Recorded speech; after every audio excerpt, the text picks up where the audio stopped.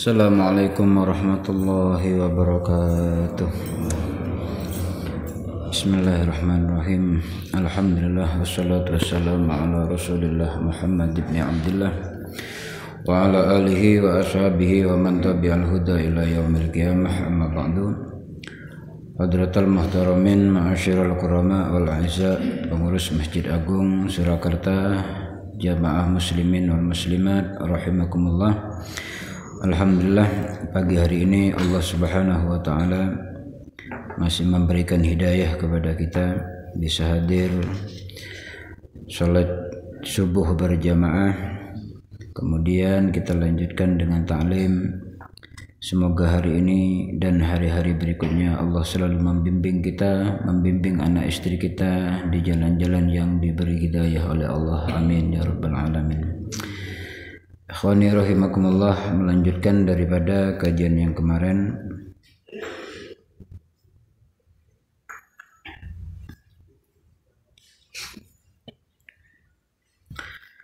A'udzu billahi minasyaitonir rajim.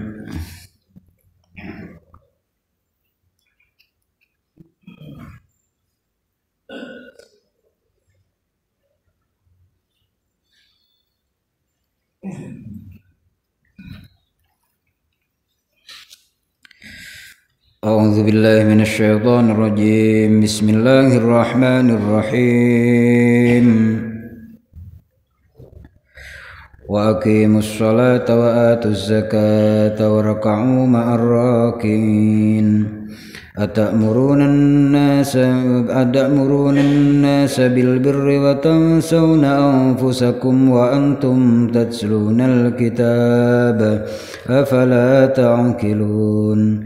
Wasta'inu bis-sabri was-salati wa innaha lakabiratun illa 'alal khashi'in. Wa aqimus sholata wa atuz zakata warka'u ma'ar raki'in.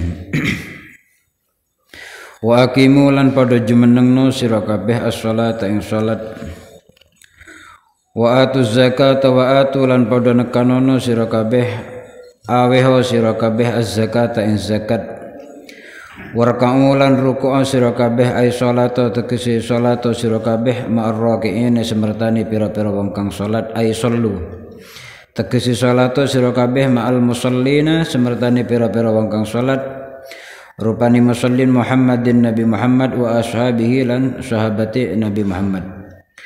Wa nuzilan dan turunaken apa ayat fi ulamaihim yang dalam pira-pira ulama Yahudi, wa kanulan ono sapa ulamaihim yaquluna padha ngucap sapa ulamaihim li aqrabaihim ngucap li aqrabaihim maring pira-pira kerabati ulamaihim al muslimina pira-pira kang muslim ngucap isbitu netepono sira kabeh ala dini Muhammadin ing atase agama Nabi Muhammad, fa innahu maqasatuhuni dinu Muhammad iku hakun hak. Di sini ayat ini menjelaskan tentang masalah bagaimana sikap daripada orang-orang Yahudi, terutama para ulama-ulamanya, para tokoh-tokoh Yahudi. Mereka orang-orang Yahudi tersebut, para ulama-ulamanya memerintahkan, menyuruh kepada kerabat-kerabatnya yang sudah masuk Islam. Mereka mengatakan isbitu ala dini Muhammad, tetapilah agamane Muhammad, istiqomahlah di dalam agamane Muhammad, karena sesungguhnya agama Muhammad itu hak. Begitu kata mereka, kata para ulama-ulamanya orang Yahudi itu. Sementara ayat ini diturunkan oleh Allah, wa aqimus sholata wa atuz zakata warka'u ma'ar raki'in. Dirikanlah sholat dan juga berikan zakat, dan sholatlah kalian bersama dengan orang-orang yang sholat. Ay sallu ma'al musallin. Siapakah orang-orang yang sholat yang dimaksud di dalam ayat ini? Ay Muhammadin wa ashabih, yaitu Nabi Muhammad dan sahabatnya. Para ulama-ulamanya orang Yahudi itu aneh. Kenapa? Karena mereka memerintahkan sholat kepada kerabat-kerabatnya yang sudah masuk Islam, mereka mengatakan tetapilah agama Muhammad karena itu agama hak, agama yang benar. Akan tetapi anehnya mereka tidak melakukan sholat, mereka tidak zakat, tetapi mereka memerintahkan kerabat-kerabatnya yang sudah masuk Islam, memerintahkan agar tetap sholat bersama Nabi Muhammad dan sahabatnya, dan mereka berpesan agar istiqomah tetap di dalam agama Islam. Karena mereka tidak sholat, mereka tidak zakat, maka Allah menurunkan ayat wa aqimus sholata, dan dirikanlah sholat, wa atuz zakata, dan berikan zakat, warka'u ma'ar raki'in. Jadi ayat ini turun untuk ulama-ulamanya orang Yahudi yang memerintahkan sholat kepada kerabatnya, tapi sementara mereka tidak sholat. Di dalam lafadz aqimus shalah di sini kita jelas mengetahui bagaimana Allah Subhanahu wa taala meletakkan lafadz aqimus shalah, ya, ayo sallu. Di dalam kata sholat rata-rata di dalam Al-Qur'an kalimatnya pakai aqimus shalah, iqamah, aqama yuqimu iqamatan. Pakai lafadz aqimus shalah, ya. Padahal dari konteks lafdiyah, ya, bahasa Arab itu atau bahasa-bahasa Quran itu banyak bahasa-bahasa yang isti'arah atau bahasa-bahasa majaz atau bahasa-bahasa musyakalah, bahasa perbandingan. Jadi kalau di dalam Al-Qur'an ada kalimat-kalimat yang seakan-akan tidak patut atau kurang pas, sebenarnya yang kurang pas bukan lafadz yang ada di dalam Al-Qur'an, tetapi yang kurang pas itu adalah akal kita, ya. Satu contoh, wa aqimus shalah, dirikan sholat. Kita kok andaikan sholat berdiri tok sah ndak? Ya, ndak sah, ya. Ndak pakai rukuk, ndak pakai sujud, ndak sah, ya. Kecuali niru sholatin Nabi Ibrahim. Tetapi kalimatnya di dalam Al-Quran aqimus shalah, dirikan sholat, bukan lakukan bahasanya. Kalau lakukan berarti ada berdiri, ada ruku, ada sujud. Tapi di dalam Al-Quran kalimatnya aqimu itu ngadeg, ya, dirikan. Nah sementara sholat itu ada pada prakteknya itu ada ruku, ada sujud. Tapi kalimatnya pakai aqimus shalah. Kok andaikan bahasa kita, bahasa Indonesia ini tidak cocok ini. Yang cocok pakai kerjakan sholat. Itu lebih cocok. Kenapa? Karena kalau kerjakan sholat berarti semua rukun diperintah, termasuk sujud, termasuk tahiyat, duduk, termasuk ruku. Tapi anehnya di dalam Al-Quran itu pakai aqimus shalah. Lah disitulah kadang akal kita tidak nyanda. Karena akal kita tidak nyanda membutuhkan tafsir. Sementara yang ahli tafsir itu tidak mungkin bakul kain, ya. Pasti ulama. Tidak mungkin kok bakul kelewer, kerjanya di kelewer terus kok kontafsiri Quran, ya tidak mungkin. Kenapa? Bukan ahlinya, ya. Makanya dikatakan fas'alu ahlad dzikri in kuntum la ta'lamun. Maka para ulama mengarang tafsir seperti Syekh Jalaluddin Abdurrahman As-Suyuti dalam tafsir Jalalain ini, beliau mengarang, menjelaskan, membantu menjelaskan kalimat-kalimat yang ada di dalam Al-Qur'an, yaitu tentunya pemakai disiplin ilmu yang sudah disyaratkan di dalam menjadi ulama tafsir. Di antaranya yaitu ilmu balaghah, ilmu nahwu sharaf, dan juga ilmu usulul Quran dan lain-lain. Disitulah kenapa kita harus ngaji tafsir, karena lafadz-lafadz atau bahasa-bahasa Allah itu sulit, bahasa-bahasa Rasulullah itu sulit untuk dicerna menurut akal pada umumnya, ya. Menurut akal pada umumnya. Oleh karenanya aqimus shalah, para ulama menjelaskan bahwasanya aqimus shalah itu dirikan sholat. Artinya sholat itu bukan hanya butuh gerakan, tapi butuh keseriusan, ya. Butuh keseriusan di dalam sholat itu. Jadi tidak hanya tidak hanya ikut-ikutan, tapi betul-betul melaksanakan, itu maksudnya, ya. Wa atuz zakah, dan juga berikan zakat. Zakat ini kita tahu bahwasanya Allah Subhanahu wa taala memerintahkan zakat itu setelah Rasul sallallahu alaihi wasallam hijrah ke kota Madinah. Walaupun ada beberapa ayat di dalam Al-Qur'an itu tentang zakat juga diturunkan di kota Mekah, termasuk ayat Makkiyah. Tetapi spesifik daripada zakat berapa persen kemudian diberikan kepada siapa, tata cara dan juga takarannya, tasarrufnya itu diturunkan di kota Madinah. Ya. Oleh karenanya kita mengetahui bahwasanya perjuangan dan dakwah Rasul sallallahu alaihi wasallam di kota Mekah itu kurang begitu mendapat simpati dari masyarakat Mekah. Ya, jangankan mikir mau zakat, ya mau sholat aja sulit, ya diuber-uber ya. Oleh karenanya zakat spesifiknya itu turunnya di kota Madinah. Oleh karenanya setelah Rasul sallallahu alaihi wasallam mendapat perintah zakat itu, kemudian Rasul mengumpulkan para agniya, para saudagar muslim. Kemudian Rasul berpikir, kok andaikan umat Islam disuruh zakat berarti harus sugih. Ya. Yang zakat yang sugih apa yang melarat? Yang sugih, berarti orang Islam diperintah harus sugih. Kenapa? Karena di sini ada perintah zakat. Yang sehingga para ulama ahli tafsir itu berdebat, berbeda pendapat di sini.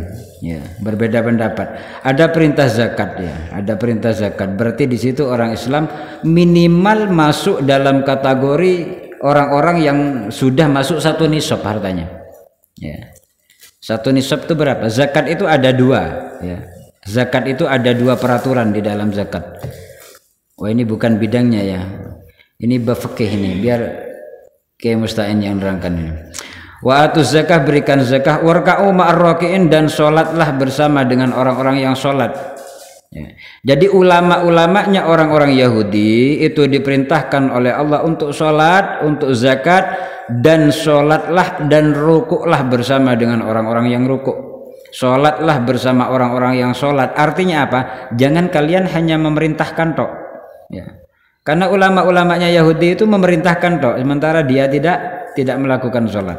Percaya dia kepada agama Islam, percaya agamanya Nabi Muhammad itu percaya. Kenapa? Karena di dalam Taurat sudah dijelaskan. Akan tetapi mengapa tidak mengikuti agama daripada Nabi Muhammad? Karena mereka gengsi. Nah, penyakit gengsi itu penyakit ruwet, ya. Penyakit sing sulit obatnya itu penyakit gengsi. Kalau penyakit bodoh itu belajar sudah bisa, tekun sudah bisa, ya. Tapi kalau penyakit gengsi ini kita hanya satu obatnya, mati. Ya. Kalau penyakit bodoh, penyakit lainnya itu masih gampang. Penyakit gengsi ini ruwet, ya. Makanya orang-orang ulama-ulamanya orang-orang Yahudi itu tidak mau masuk kepada agama Islam. Itu bukan mereka tidak tahu, bukan mereka tidak meyakini bahwa Islam itu benar, enggak. Mereka yakin, mereka paham. Ya. Kenapa tidak masuk Islam? Para ulama-ulamanya orang Yahudi gengsi. Pertama, yang kedua, mereka takut kehilangan lapangan pekerjaan. Ya. Karena kalau mereka ikut, maka mereka menjadi bawahan, jadi ulama. Ya. Jadi pengikut sudah, bukan jadi orang yang diikuti. Karena sudah mengikuti Nabi Muhammad. Kemudian atakmuruna an-nasa bil birri, atakmuruna ana pemerintah sira kabeh an-nasa menungso bil birri kelawan kebagusan, ai bil imani tegese kelawan iman bi Muhammadin kelawan Nabi Muhammad. Wa tansawna lan padha nglalekake sira kabeh anfusakum ing pira-pira awak sira kabeh, tatrakunaha tegese ninggal sapa sira kabeh ing anfusakum, fala takmurunaha maka ora jok merintah sira kabeh ing salat bihi kelawan anfusakum. Ya, anfusin. Di sini dikatakan, mengapa kalian atakmurunan nasa bil birri wa tansawna anfusakum? Apakah kalian memerintahkan orang-orang untuk sholat, untuk zakat, untuk ngikutin Nabi Muhammad bil birri ay bil imani bi Muhammad, wa tansawna anfusakum, sementara kalian itu tidak melakukan hal itu, lupa kepada dirinya. Ya. Wa antum hal sira kabeh iku tatluna maca sira kabeh alkitab ing kitab ay at-Taurat tegese Taurat, fiha iku tetep ing dalem Taurat al-wa'idu utawi perjanjian ya. Al-wa'id utawi ancaman ala mukhalafatil qauli terhadap persulayaan kaul al amala ing amal. Afala taqilun ana to moko ora mikir sapa sira kabeh. Su'a fi'likum ing alane penggawean sira kabeh fatarji'una maka nuli bali sira kabeh. Di sini ancaman ya, ancaman bagi orang-orang yang termasuk dilakukan oleh ulamanya orang-orang Yahudi, yaitu memerintahkan para kerabatnya untuk melakukan sholat sebagaimana Nabi Muhammad sholat dan disuruh mengikuti Nabi Muhammad, akan tetapi mereka tidak mengikuti Rasulullah. Oleh karenanya Allah mengatakan atakmurunan nasa bil birri, apakah kalian mau memerintahkan manusia dengan melakukan amal baik? Amal baik apa? Bil imani bi Muhammadin, yaitu iman kepada Nabi Muhammad, masuk Islam maksudnya. Wa tansawna anfusakum, sementara kalian melupakan diri kalian, artinya tidak iman kepada Nabi Muhammad sebagaimana orang-orang itu iman. Wong tok sing diperintah masuk Islam, awak dilaleki. Makanya di sini dikatakan wa antum tatlunal kitab, sementara kalian, kata Allah, sudah mengetahui, sudah membaca, yaitu tentang kitab tersebut. Apa yang dimaksud Alkitab di sini? Ayat Taurat, yaitu kitab Taurat. Bagaimana isi di antara Taurat tersebut? Wa fiha al-wa'id ala mukhalafatil qaulil amalah. Di dalam kitab Taurat itu ada ancaman tentang suatu perkataan yang bertolak belakang dengan amal. Itu sudah ada ancaman dan kau tahu itu, kata Allah. Mengapa kau masih melakukan hal-hal yang tidak dianjurkan di dalam kitab Taurat ini? Ini merupakan bagian daripada apa? Bagian daripada nuktah apa yang dapat kita petik dari apa ayat ini. Pertama, ya, bahwasanya seseorang ya, tidak beriman atau tidak masuk Islam, tidak mengikuti dinu Muhammad, itu pertama bukan orang itu tidak mengetahui, bukan. Kadang orang sudah tahu tapi tidak iman ya. Yang kedua, orang itu iman ya, tahu dan iman. Sebagaimana ulamanya orang Yahudi itu tahu bahwasanya agama Muhammad itu hak karena sudah dijelaskan di dalam Taurat, dan mereka mengimani itu. Akan tetapi mereka tidak mengikuti. Ya, akan tetapi mereka tidak mengikuti. Nah, disinilah hikmah daripada ayat ini, bahwasanya kadang seseorang itu di dalam berdakwah ya, orang yang pertama kali yang harus dilakukan oleh seorang pendakwah itu menjelaskan dulu. Umpamanya satu contoh seperti orang marketing ya, menjelaskan produknya seperti apa, bahannya seperti apa, keistimewaannya seperti apa. Demikian juga di dalam Islam. Sebelum kita mengajak kepada seseorang untuk masuk Islam, kok andaikan ini sifatnya mengajak, maka jelaskan dulu bagaimana itu Islam. Allah itu seperti itu. Sebelum Rasul Shallallahu Alaihi Wasallam diutus ke dunia ini, Allah itu sudah melakukan apa? Tabayun, sudah melakukan, kalau bahasa sekarang sudah marketingnya malaikat sudah ada. Di dalam kitab Taurat itu sudah dijelaskan, di dalam Injil sudah dijelaskan, di dalam Zabur sudah dijelaskan bahwasanya akan ada nabi di akhir zaman ya. Jadi sebelum Rasulullah berdakwah, Allah sudah memproklamirkan diri kepada keberadaan Rasul Shallallahu Alaihi Wasallam kepada para nabi-nabi sebelumnya. Ini bisa diambil kesimpulan ya, bahwasanya di dalam berdakwah yang pertama yang harus kita lakukan adalah menjelaskan daripada Islam. Islam itu seperti apa? Menjelaskan Islam bukan hanya dalam soal akidah, tapi juga melalui logika. Karena banyak orang-orang yang orientalis ya, orang-orang orientalis masuk Islam itu bukan karena dia dapat hidayah iman langsung dah, tapi karena banyak pemikiran, penelitian. Contoh diceritakan ada seorang dua perempuan, ya, dua perempuan itu punya anak, dua orang perempuan itu melahirkan, ya, di salah satu rumah sakit di Belanda, melahirkan laki dan perempuan. Kemudian karena keteledoran suster, anak itu tertukar. Anak ini tertukar, bayinya laki dan perempuan. Ini dokternya ini non muslim, dokternya, ya, ahli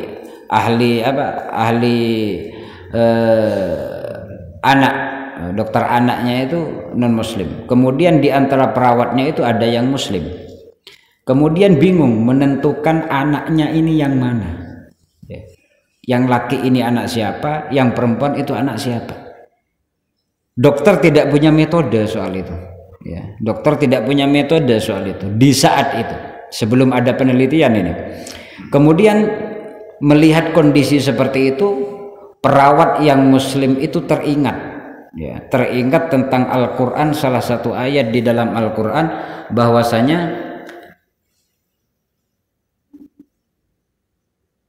lirrajuli mislu haddil unsayain, ya, bahwasanya bagi laki-laki, ya, bagi laki-laki itu bagiannya lebih banyak 2 kali lipat daripada perempuan, ya. Kalau ahli waris, ya, kalau orang waris, kalau laki-laki 100, perempuan berapa? 50, jadi separuhnya laki-laki. Nah, dari ayat itu perawat yang muslim itu terinspirasi dari ayat itu bahwasanya apa? Asinya bayi laki-laki, ya, itu pasti lebih banyak daripada asinya bayi perempuan. Kenapa? Karena warisannya lebih banyak laki-laki daripada perempuan. Yang sehingga ayat ini disebut, dibacakan kepada dokter itu, kemudian dokter itu berpikir dan meneliti ASI daripada 2 ibu yang melahirkan. Setelah diteliti, ternyata apa?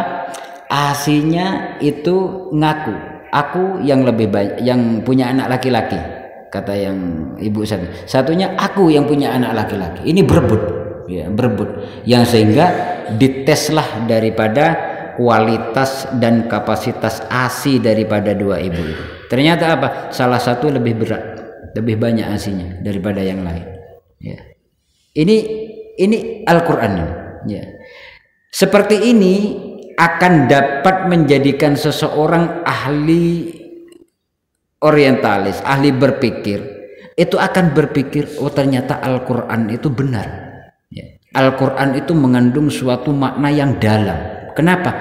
Karena pada prakteknya seorang ibu yang punya anak laki-laki dengan ibu yang punya anak perempuan itu ASInya berbeda. Lebih banyak ASInya ibu yang punya anak laki-laki. Yang sehingga berlanjut kepada warisan daripada anak laki-laki itu lebih banyak daripada warisan untuk anak perempuan. Kemudian dokter tersebut menyatakan syahadat di saat itu juga. Kenapa? Gara-gara ayat ini. Makanya di dalam menjelaskan Islam, jelaskan dulu Islamnya, jelaskan dulu kebenarannya, kemudian ajak. Jangan ajak dulu, jelaskan dulu. Allah seperti itu. Bagaimana Allah menjelaskan tentang diri Nabi Muhammad di dalam kitab Taurat, menjelaskan diri Nabi Muhammad, sifat-sifat Nabi Muhammad di dalam Injil, dan itu semuanya merupakan suatu metode manhaj bagaimana di dalam kita berdakwah, bagaimana di dalam kita mengajak. Wasta'inu bis-sabri was-shalah, wasta'inu lan padha jaluk tulung sira kabeh, utlubu tegese nyoprio sira kabeh al-ma'unata ing pertolongan ala umurikum ing atase pira-pira perkara sira kabeh. Jaluk tulung bis-sabri kelawan sabar, al-hibsi tegese ngeker li nafsin maring awa-awaan, alama nafsin maring nafsu, alama ing atase barang takrahu kang sengit apa nafsu. Was-shalati lan ing salat afradaha ngijenaken sapa Allah ing shalah bizikri kelawan den tutur ta'ziman krana are ngagengaken lisaniha maring tingkai salat. Kemudian pembahasan tentang masalah bagaimana Allah Subhanahu wa taala di dalam memberikan, menguji seorang hambanya. Ayat ini menjelaskan wasta'inu bisabri, mintalah tolong kalian, ai utlubul ma'unah, mintalah pertolongan ala umurikum, untuk menghadapi permasalahan-permasalahan kalian. Jaluk tolong dengan apa? Bisabri, dengan sabar. Ya. Ini jangan dimaknai secara tekstual ya. Jaluk tolong dengan sabar. Jaluk tolong ya dengan Gusti Allah, ora dengan sabar ya. Jaluk tolong kok dengan sabar, ya salah. Wasta'inu bisabri wassalah, jaluk tolong dengan sholat, ya salah. Jaluk tolong ya nang Gusti Allah, bukan dengan sholat, bukan dengan sabar. Artinya apa? Ini merupakan wasilah ya, ini merupakan wasilah. Mintalah tolong kalian untuk menyelesaikan masalah-masalah kalian bisabri, dengan jalan sabar ya. Ini kalau santri ya, namanya ba'nya ba' lil isti'anah. Bi itu bisabri, ba'nya lil isti'anah, ba' untuk minta tolong ya. Maknanya bisabri kelawan jaluk tolong sabar ya. Kelawan sebab sabar bisa ya. Jadi minta tolong bukan dengan sabarnya, bukan terhadap sabarnya, tapi dengan jalan sabar. Sabar terhadap apa? Ay al-hibsi li nafsi ma takrahu, yaitu sabar di dalam mengekang sesuatu yang kau tidak suka. Itu namanya sabar. Makanya sabar itu ada 3 ya. Sabar itu ada 3. Pertama, sabar terhadap musibah. Yang kedua, sabar terhadap maksiat, sabar enggak melakukan maksiat maksudnya. Yang ketiga, sabar ala ta'ah, sabar di dalam melakukan ketaatan. Ini dia butuh kesabaran ya. Di dalam kita menghadapi musibah butuh kesabaran. Di dalam kita ngeker maksiat, orang ngelakoni maksiat, ia butuh kesabaran ya. Di dalam melakukan ketaatan, ia butuh kesabaran. Semuanya itu bagian daripada wasta'inu bisabri ya. Kenapa kok andaikan kita mau berpikir, kenapa kok dengan sabar ya? Kok tidak dengan tawakal? Karena sabar itu begini, manusia itu tatkala menghadapi suatu masalah, makanya di sini dia katakan utlubul ma'unah ala umurikum, carilah pertolongan untuk menyelesaikan, di dalam menyelesaikan masalah-masalah kalian, diantaranya perintahnya Allah yaitu sabar. Karena di dalam sabar itu memang ada ulama yang menjelaskan yang dimaksud sabar itu tafsirnya bukan sabar terhadap apa yang tidak kau suka tok, tetapi yang dimaksud sabar itu kalau di dalam tafsir Ibnu Katsir itu aisyam, yaitu dengan puasa ya. Jadi orang melakukan suatu, menginginkan suatu perkara, punya masalah, pertama lakukan siyam, wassalah, kemudian yang kedua cara di dalam menyelesaikan masalah yaitu dengan sholat. 2 cara ini merupakan nas dari Al-Quran ya. Jadi di sini yang dimaksud wasta'inu bisabri yaitu dengan siyam. Kenapa dengan siyam? Kita lihat bagaimana para nabi-nabi terdahulu riyadhahnya itu banyak yang puasa ya. Riyadhahnya para nabi dahulu itu kesuksesannya dengan sebab puasa ya. Kalau Nabi Adam puasanya kebanyakan itu yaumul bid, yaitu hari-hari ganjil, hari-hari apa? Tanggal hari-hari Padang, tanggal 13, 14, 15 setiap bulan ya, setiap bulan. Jadi tanggal-tanggal pas Padang bulan, bukan 13, 14, 15 nasional ya, Jawa ya, kayak Rajab, kayak Asyura. Tanggal 15 kan Padang. Jadi puasanya mulai tanggal 13, 14, 15 atau tanggal 27, 28, 29. Ya, itu hari-hari petang. Itu cara puasa Nabi Adam di antara riwayat seperti itu. Kemudian dari situ Nabi Idris itu puasanya tarkurruh. Ya, tarkurruh itu ninggalke hal-hal sing enek roy. Kayak mangan iwak PT itu ada rohnya benar. Ya sudah di iwak ya udah ada ya. Sudah di iwak ada. Mangan sate kambing itu ndak. Jadi puasanya itu tarkuruh. Makannya sesuatu yang tidak bernyawa kayak sayuran, kayak tempe, kayak tahu seperti itu. Jadi macam-macam metodenya. Kalau puasa Daud kita sudah sering ya melakukan sehari puasa sarinda, sehari puasa sarinda. Jadi sabar itu sudah dilakukan oleh orang-orang terdahulu atau sebagaimana Nabi Zakaria. Nabi Zakaria itu tatkala berdoa kepada Allah, ya Rabb berikan aku keturunan-keturunan yang soleh. Ya. Nabi Zakaria disuruh puasa oleh Allah. Puasanya apa? Bukan puasa dak makan, puasanya dak ngomong 3 hari. Apa kalau orang Jawa ngaran? Bisu, ya. Itu puasanya Nabi Zakaria pengen punya anak, karena Nabi Zakaria itu sudah sepuh. Ya. Imraati akhir, kata Nabi Zakaria, bujuku mandul Gusti, tapi kalau pengen gadah putra keturunan jadi penerus.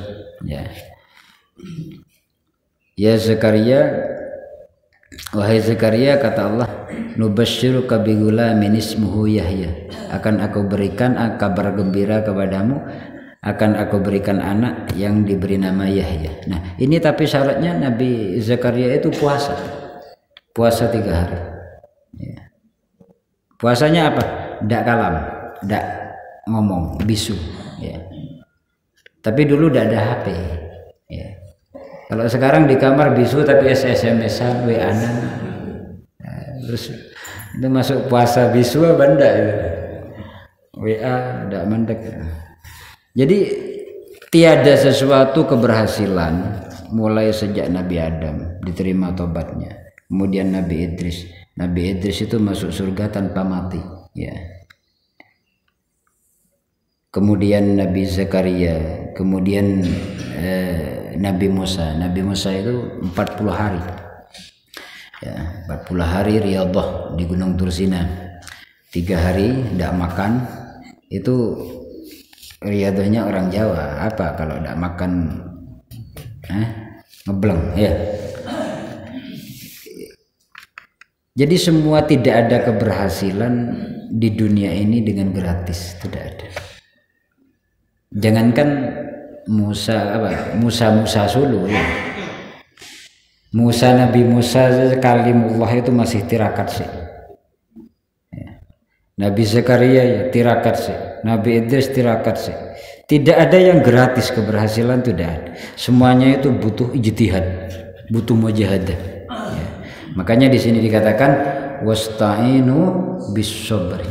Ya, dengan jalan apa? Puasa. Itu menurut tafsir Ibnu Katsir. Wassalah, dan juga salat. Kenapa di sini dikatakan wassalah? Afradaha bidzikri ta'ziman li sya'nihi. Allah menyebutkan disendirikan. Wasta'inu bis-sabri wassalah. Kata-kata wassalah di sini merupakan ta'ziman li sya'niha, karena Allah ingin mengagungkan sholat ini, makanya disebut sendiri. Sebagaimana Rasul sallallahu alaihi wasallam, karena sallallahu alaihi wasallam idza hazabahu amrun badara ila sholah. Rasulullah itu tatkala sumpek ada masalah itu, ya, ada masalah, ya. Jadi Nabi juga punya masalah, ya. Apa meneh Muhammad Suluh, ya. Nabi Muhammad ini masalahnya tambah gede, ya. Setiap orang itu tambah dhuwur makomi, maka ujiannya tambah besar. Jadi ujian terbesar itu di dunia ini adalah para rasul. kemudian para nabi, kemudian para sahabat Rasul, kemudian para ulama, para sholihin, para siddiqin ya. Ujian kita itu ujian yang kelas-kelas teri ya. Padahal wis mumet ya. Ujian kayak gini kelas-kelas teri. Nah, Rasulullah tatkala ada masalah, idza hazabahu amrun badaru ila shalah. Rasulullah itu kok andaikan ada masalah, beliau itu cepat-cepat sholat. Mana Bilal, ya Bilal, ya Bilal, as-shalah, as-shalah, mana Bilal, panggil Bilal. Jadi tatkala Rasulullah sumpah banyak masalah, itu refreshing, penyelesaiannya itu sholat ya. Penyelesaiannya sholat. Makanya di sini dikatakan wasta'inu bis-sabri was-shalah. Kok andaikan kita banyak masalah, sumpah ya. Apa yang kita lakukan? Sholat apa dolan? Refreshingnya ke tawang mango ya, refreshingnya ke parangtritis ya, mulih tambah sumpek ya. Nah ini kalau Rasulullah itu refreshingnya, penyelesaian masalahnya sholat. Makanya di sini dikatakan di dalam tafsirnya idza hazabahu amrun badar ila sholat ya. Itu bagian daripada apa yang disampaikan oleh Rasulullah SAW.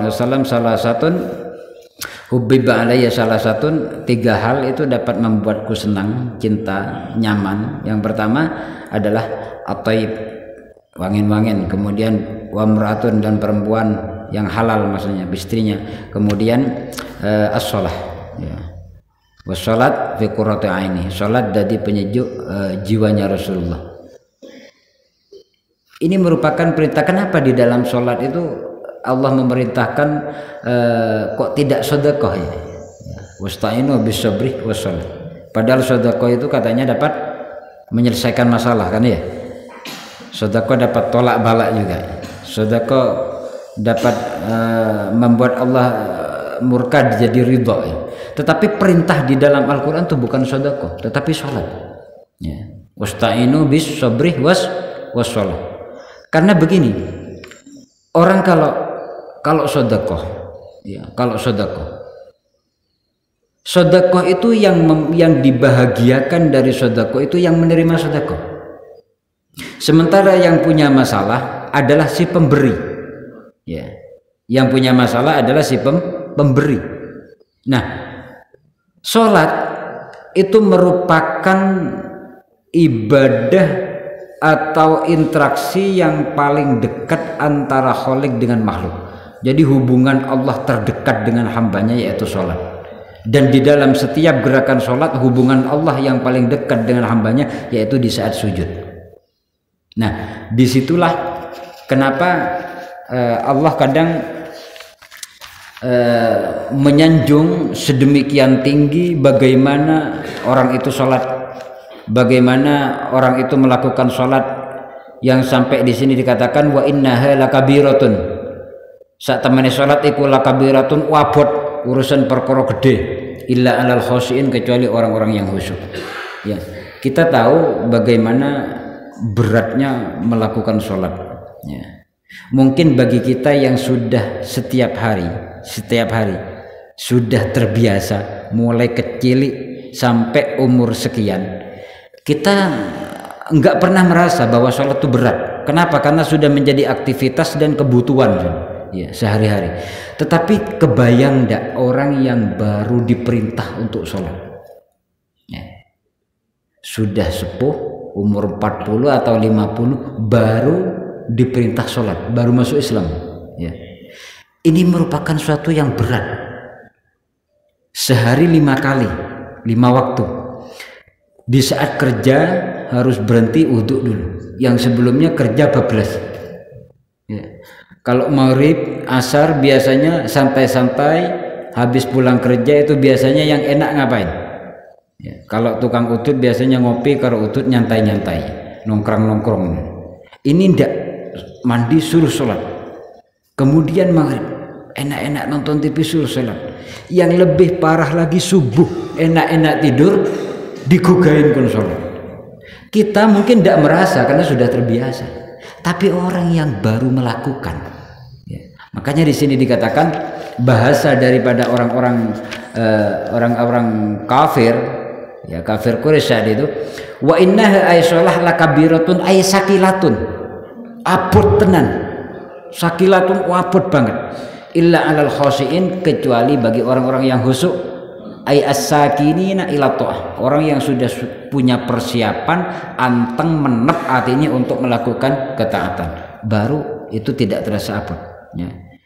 Wong kita dalam keadaan terjaga saja, dalam keadaan terjaga kon salat ki angel apa meneh turu kon salat ya, subuh digugai kon salat. Wong dalam keadaan terjaga raturu wae salati males kok ya. Soyo pas turu ya. Makanya di sini dikatakan lakabiratun ay sakilatun. Ini merupakan bentuk daripada ujian Allah Subhanahu wa taala, seberapa besar kau punya masalah ya. Seberapa besar kau punya Tuhan ya. Disinilah ukurannya mengapa orang itu tatkala punya urusan, punya suatu problem, dua jalannya, yang pertama puasa, yang kedua sholat. Kita semua tahu ya, bahwasanya sholat merupakan suatu ibadah yang menjadi ujung tombak dari ibadah-ibadah yang lain, yang sehingga besok tatkala di hari kiamat yang dihisab pertama kali adalah sholat. Kalau sholatnya beres, insya Allah yang lain beres. Kalau sholatnya tidak beres, insya Allah yang lain tidak beres. Nah, menjadi pertanyaannya bagaimana di antara para ulama tatkala ditanya bagaimana sholat yang dikatakan illa 'alal khashiin, kecuali bagi orang-orang yang khusyuk ini kan tidak mudah ya. Sholat itu berat kecuali bagi orang-orang yang khusyuk. Khusyuk dalam artian apa ya? Ay as-sakinina ila ta'ah, orang-orang yang memang sudah siap untuk melakukan ketaatan ya. Khusyuk itu beda dengan khudu' ya. Khudu' ud'ullaha tadarru'an wa khufiyah. Khudu' itu gerakan badan, lebih cenderung kepada gerakan badan itu khudu' ya, DBDB. Tapi kalau khusyuk itu urusannya hati. Nah, karena di sini sholat itu hubungannya yaitu urusan hati, urusan interaksi dengan Allah Subhanahu wa taala, maka yang dimaksud khusyuk itu ulama berbeda pendapat. Berbeda pendapat. Cuman saya lebih setuju kalau Ibnul Mubarak tatkala ditanya, "Ya Syekh, bagaimana engkau bisa sholat khusyuk?" Ibnul Mubarak itu memberi konsep yang sederhana, resepnya sederhana. Ya sering yang kita sampaikan. Ibnul Mubarak itu tatkala sholat Allahu Akbar di atas sajadah ya, kata Ibnul Mubarak ini resep sederhana, tidak butuh alim, tidak butuh wali, tidak butuh ulama, semua bisa mengamalkan ini ya, semua bisa mengamalkan, orang awam pun bisa. Bagaimana resepnya sholat khusyuk? Enda Ibnu Mubarak, menurut Ibnu Mubarak, tatkala kita di atas sajadah, kata Ibnu Mubarak, Allahu Akbar, bayangkan bukan di atas sajadah kita. Kata Ibnu Mubarak, bayangkan kita itu berada di Shiratal Mustaqim, yaitu jembatan yang melintang di atas neraka jahanam. Kaki kita itu ngidek jembatan, di bawahnya sudah neraka jahanam. Posisikan alam bawah sadar kita seperti itu, kata Syekh Mubarak. Ini kan tidak butuh alim ya, tidak butuh alim. Kok andaikan kita bisa memposisikan Allahu Akbar, kita berada di atasnya neraka jahanam, di Shiratal Mustaqim itu, pasti kita khusyuk. Tidak mungkin tidak. Kenapa? Di belakang kata Ibnu Mubarak, bayangkan ada malaikat.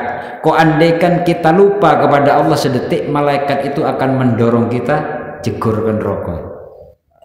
Bagaimana kita akan lupa? Malaikat wis siap sing arep dorong bawah neraka jahanam ya.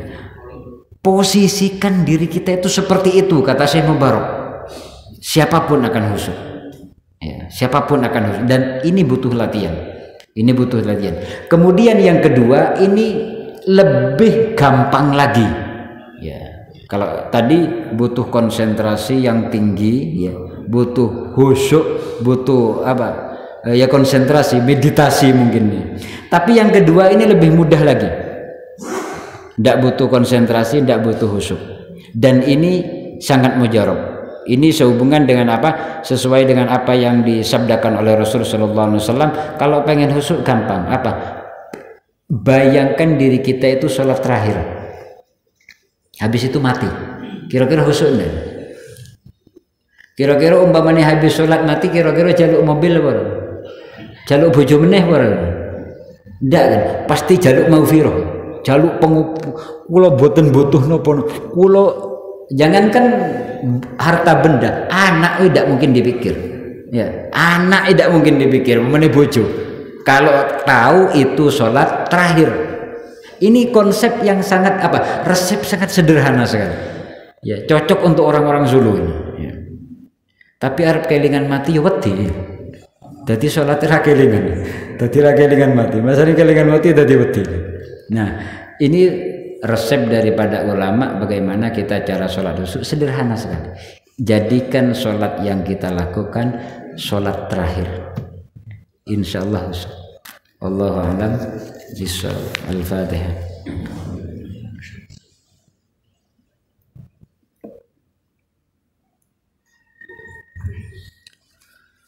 Wa'alaikumsalam warahmatullahi wabarakatuh.